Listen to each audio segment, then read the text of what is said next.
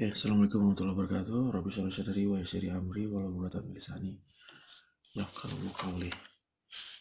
Sekarang kita masuk ke OPM. Oke, OPM ya. OPM. Kita sebelumnya udah pernah belajar OPM, jadi kalau menurut saya kita nggak perlu terlalu untuk yang dasar-dasar tidak perlu terlalu mendetail lagi. Jadi hanya sekilas saja ya. OPM itu merupakan sebuah komponen simbolnya seperti ini segitiga dengan dua buah inputan ya, V in positif dan V in negatif. Positif adalah non-inverting, yang negatif adalah inverting. Kemudian yang sebelah sini adalah V-out-nya, keluaran. Oke, kenapa kok disebut operasional? Ya. Kenapa disebut operasional amplifier? Karena rangkaian yang digunakan, rangkaian OPM ini bisa digunakan untuk mensimulasi operasi matematika. Operasi matematika apa yang bisa disimulasi? Seperti penjumlahan, pengurangan. Ya kalau penjumlahan berarti pengurangan juga kan. Kemudian integrator, diferensial, pengintegral, kemudian pendiferensial, gitu ya. Nah itu merupakan operasi matematis.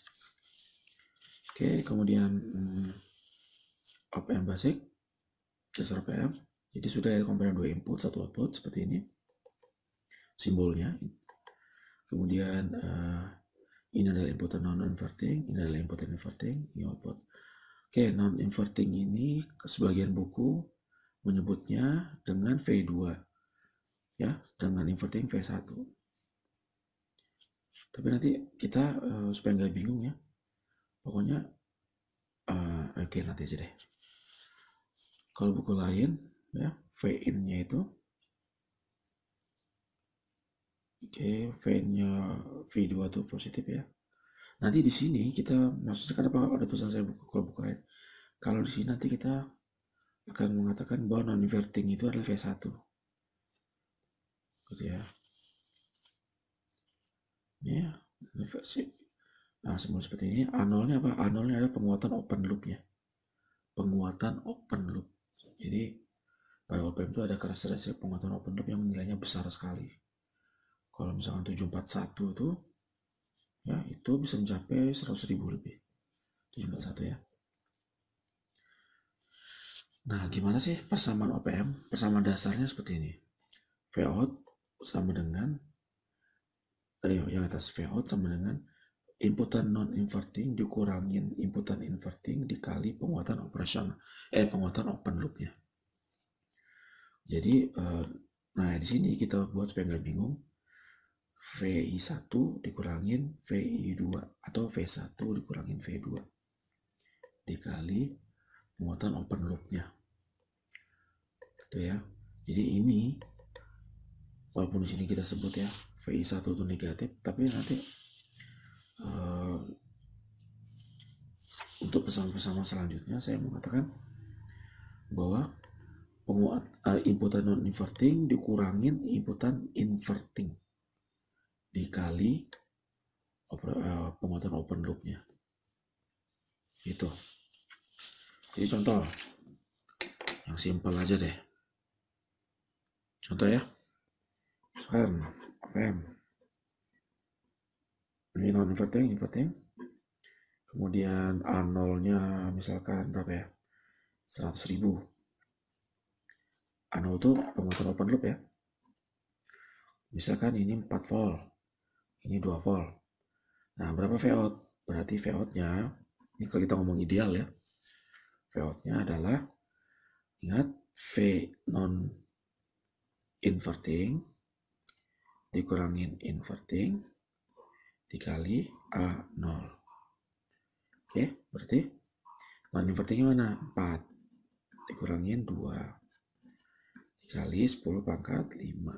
100.000 kan? Berarti 2 kali 10 pangkat 5 volt. Oh, V-out-nya berarti 2 kali 10 pangkat 5 volt.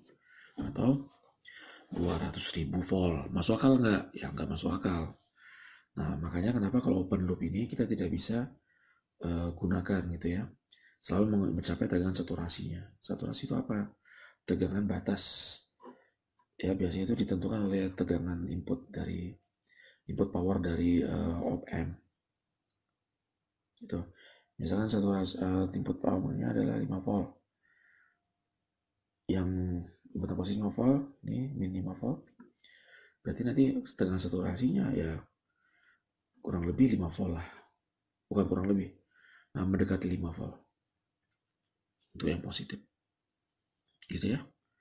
Ini persamaan intinya nih. Bahwa non-inverting dikurangi inverting. Nah, di sini ya saya menentukan bahwa yang non-inverting itu adalah yang V1. Yang inverting V2. Tujuannya apa ya? Supaya enak aja mengingatnya. Ya. Kenapa kita membutuhkan dua amplifier dengan dua inputan? Ya, karena jika dua inputan, kita bisa membuat rangkaian ampli yang tidak bisa dilakukan oleh satu inputan. Gitu. Kayak misalkan kalau kita belajar transistor tuh, pembuatan common emitter, common basis, dan common seterusnya ya, itu tidak bisa dilakukan seperti op-amp ini. Nanti kita bisa lihat. Sebenarnya kalian udah pernah belajar ya sebelumnya ya, seperti penguatan diferensial, instrumentasi, penjumlah dan seterusnya itu membutuhkan kan dua inputan op-amp ini. Yang kedua, kadang rangkaian yang kompleks dapat kita sederhanakan sebagai op-amp sehingga rangkaian mudah untuk diselesaikan. Gitu. Biasanya rangkaian kompleks itu kan terdiri dari inputan dan ground kan. Nah, itu nanti kita bisa gunakan logika op-amp untuk menyederhanakannya sehingga mudah kita untuk analisanya. Nanti deh itu ada nanti. Oke, ya. Input output karakteristik. Oke. Misalkan yang invertingnya kita groundkan, yang non inverting kita kasih inputan variabel Vin. Inputan variabel itu maksudnya apa? Berarti dia berubah-ubah. Kalau saya buat kurvanya, maka dia seperti ini ya, garis lurus. Jadi kalau Vin-nya mulai dari 0 ya, naik, maka Vout-nya juga akan naik, kan gitu ya. Maka berubah garis lurus. Dimana kemiringannya ini adalah penguatan open loop-nya. Oke, kita lihat kemiringannya positif ya. Kenapa? Karena kita beri inputan itu pada yang positif. Jadi sesuai dengan persamaan ini kan, positif dikurangin. Lihat non invertingnya 0 berarti kan positif, sama aja V1 dikali A0. Kan gitu kan? Berarti kan sama aja ini ya. Vout itu sama dengan Vin dikali A0 kan gitu ya. Jadi makanya kita lihat persamaannya gerak kurva grafisnya seperti ini, kurva input outputnya. Nah, kalau misalkan yang kita kasih inputan inputannya pada inputan non inverting, sedangkan non inverting yang kita groundkan, maka keluarannya jadi seperti ini ya, dengan kemiringan negatif ya. Masuk akal kan ya, karena persamaan kita berarti kan menjadi sama dengan Vout sama dengan apa coba, min, karena ininya 0, ininya positif, berarti kan min V2 kali A0, min V2 kali A0, otomatis jadi terbalik dari seperti ini kemiringannya. Jadi kemiringannya negatif ya, gampang. Oke, nah ini merupakan karakteristik op-amp. Ada op-amp ideal yang sebelah sini ya, ini op-amp ideal. Yang sini adalah op-amp yang ada di pasaran ya, 741 op-amp umum ya. Kemudiannya integrated op-amp, modern integrated op-amp. Jadi ini rangkaiannya terintegrasi pada IC misalkan. Op-amp ideal dia memiliki penguatan tak terhingga, penguatan open loop-nya. Jadi yang ini nih, persamaan kali A0-nya ini kan Vn non inverting dikurangi inverting kali A0. A0 ini open loop. Jadi penguatan open loop. Open loop maksudnya apa sih? Ya nggak dihubungkan kemana-mana. Jadi rangkaiannya murni seperti ini tadi. Seperti ini. Ya. Kalau closed loop ini kan begini. Contohnya closed loop. Ada open balik. Kalau open loop seperti ini. Masih ingat ya? Oke. Kembali lagi ya. Idealnya itu tak terhingga. Kita perhatikan tak terhingga. Kalau 741 ideal itu open loopnya 100.000 kisaran ini. Standalone ya, open loop ingat, gak ada umpan baliknya. Kemudian kalau modern 50 sampai dengan 100, ini kecil. Kemudian hambatan inputnya ideal tak terhingga, masih ingat ya. Kalau 741 beberapa mega, sama ini juga beberapa mega. Kemudian output impedance-nya kalau ideal 0. Kalian udah belajar sebelumnya kan, kenapa sih hambatan output itu penguat itu kalau bisa paling kecil-kecilnya. Jadi seharusnya kalian ngerti ya. Ya supaya tujuannya adalah semua tegangan jatuh keluaran dari amplifier itu jatuhnya pada beban. Tidak ada jatuh pada, bukan tidak ada, diharapkan tidak ada jatuh di amplifier. Oke, sedangkan pada op-amp 741 100 ohm. Sedangkan ini beberapa kilo ohm. Jadi integrated op-amp ini dia lebih jelek kualitasnya daripada yang 741 yang standalone. Tapi tetap ini lebih banyak dipakai pada IC-IC. Kenapa? Karena ya terintegrasi dan buatnya jauh lebih murah. Kemudian bandwidthnya ini kalau bisa tak terhingga. Maksudnya apa tak terhingga ya? Berarti dia menguatkan semua frekuensi dari 0 sampai tak terhingga. Sehingga kalau ada suara manusia setelah dikuatkan ya keluarannya sama persis seperti yang diinputkan. Bedanya apa? Bedanya adalah tegangannya lebih besar. Tapi frekuensinya harus sama persis. Ya. Sedangkan 741 bandwidthnya 1,5 MHz. Lumayan besar ya. Dari 0 sampai 1,5 MHz. Di atas ini gimana? Di atas ini berarti mengalami pelemahan. Pelemahan apa? Jadi penguatannya tidak 100.000 lagi gitu loh. Penguatannya tidak 100.000 lagi. Sedangkan modern integrated beberapa gigahertz. Kenapa sih kok besar sekali?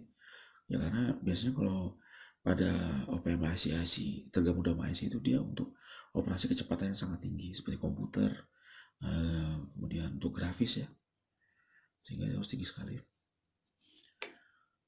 Op-amp ideal cost-nya 0 idealnya. Kalau ini di bawah 10.000 murah ya, palingan 4.000 ya kalau salah di Jaya Plaza. Sedangkan ini murah banget gitu ya, bukan bisa dikatakan gratis karena nggak bisa dibeli kali. Oke, kemudian disipasi dayanya ini 0 ideal tuh. Sedangkan pada 741 standalone 80 miliwatt, lumayan kecil. Sedangkan ini berapa ini? 5 sampai dengan 10 miliwatt, kecil sekali. Kenapa kok model integrated op-amp kecil ya? Karena untuk misalkan pada motherboard CPU gitu ya, komputer, otomatis kan kita harus mendesain sebuah perangkat yang hemat energi gitu, sehingga otomatis op-amp-nya dia harus buatnya kecil banget. Pada model op-amp kita mengurangi beberapa aspek menjadi tidak ideal ya, seperti ini tadi ya, penguatannya kecil ya, 50 sampai 100 saja gitu. Kemudian hambatan inputnya dia cuma berapa mega gitu, seharusnya kan tak terhingga, dan seterusnya ya. Outputnya beberapa kilo, bayangin. Jadi tegangan jatuh pada op-amp ini lumayan besar ya. Beban outputnya harus, oh ya kenapa kok pada IC ini dia nggak masalah berapa kilo hambatan outputnya ya, karena output dari op-amp itu biasanya rangkaian CMOS. Nah CMOS itu hambatan inputnya besar sekali juga, hambatan inputnya. Ini kalian harus kembali lagi kalau nggak ngerti tentang konsep hambatan input sama hambatan output ya. Pada bab pertama itu sudah saya jelaskan kenapa penting sekali bahwa output impedansi itu kalau bisa 0, input impedansi itu kalau bisa tak terhingga. Gitu. Kalau misalkan output impedansi kita tidak 0, hanya beberapa ada gitu ya, bahkan sampai kiloan, itu nggak masalah kalau beban kita, ya misalkan ini, yang ini ya, ini saya kasih beban misalkan ke sebuah rangkaian yang mega ohm misalkan. Sedangkan hambatan dalam ini misalkan 1 kilo, nggak masalah. Tegangan jatuh itu tetap sebagian besar itu pada beban mega ohm ini. Nah, kalau pada IC op-amp, maksudnya op-amp yang digunakan pada ini, ya, yang tergabung dalam IC, kenapa? Karena itu biasanya outputnya itu berupa CMOS nanti. Kalau kalian udah belajar digital, kalian tahu bahwa CMOS itu, ya CMOS itu hambatan inputnya itu besar sekali, tak terhingga ya. Jadi walaupun dia memiliki hambatan output 1 kilo, nggak masalah gitu. Karena dia di drive ke rangkaian CMOS yang hambatan inputnya besar sekali. Oke, kembali lagi sini ya, jauh dari ideal. Op-amp itu jauh dari ideal ya, seperti A0, R0 nya tadi, R outputnya, tapi harganya sangat murah dan bandwidthnya sangat tinggi, seperti saya bilang tadi juga ya. Jadi tidak masalah. Sekarang kita perhatikan dari persamaan Vout sama dengan V1 min V2 dikali AO. AO itu open loop. Ingat ya, V1 ini non-inverting. Sekali lagi, V1 itu non-inverting ya. Non-inverting. V1 itu jika Vout sama dengan voltnya beberapa volt, jika Vout-nya sekali lagi Vout-nya yang ini ya, hanya beberapa volt, ya anggaplah 2 volt misalkan, dan A0-nya 1000, A0 itu 1000, maka V1 min V2-nya hanya beberapa milivolt. Jadi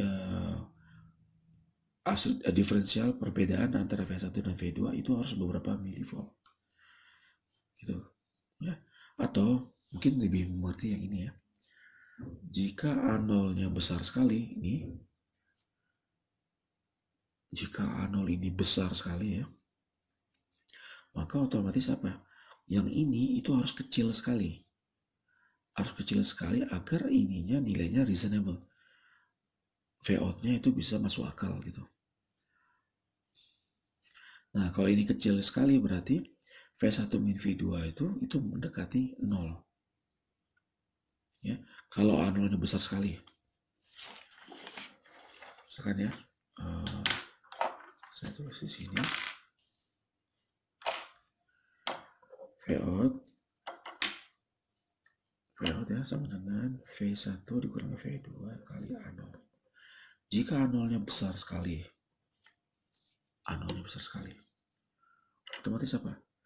Ininya harus kecil sekali, mendekati 0 ya, agar Vout-nya ini nilainya masuk akal gitu ya, agar Vout-nya nilainya masuk akal. Akibatnya apa? Berarti bisa kita katakan bahwa V1 min V2 itu harus mendekati 0. Sehingga bisa kita katakan juga V1 sama dengan V2. Seperti itu. Ini udah kita pelajari pada rangkaian listrik. Maka ya, atau mendekati 0. Kalau mendekati 0 V1 min V2-nya berarti otomatis V1 sama dengan V2. Oke, observasi kedua. Jika kita dapat memvisualisasikan sebuah rangkaian kompleks sebagai sebuah op-amp, ini contohnya ya, ini merupakan rangkaian common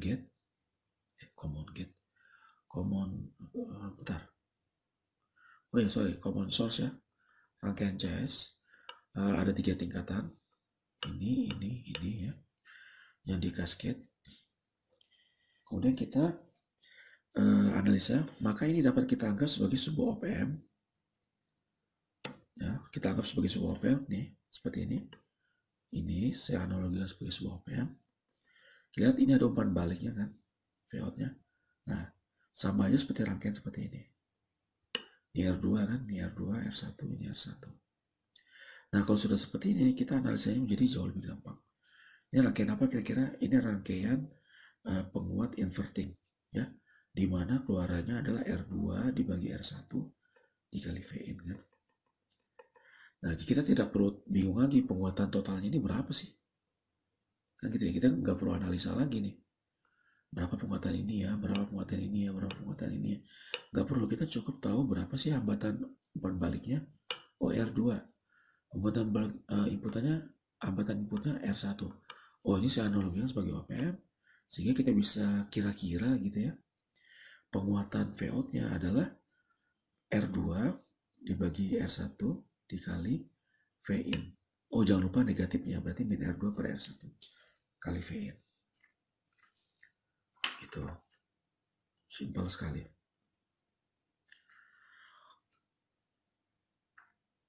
OPM ada 2 inputan, tapi soal hanya 1 inputan. Oh, ini ya 1 inputan.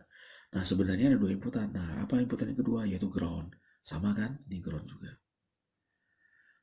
Oke.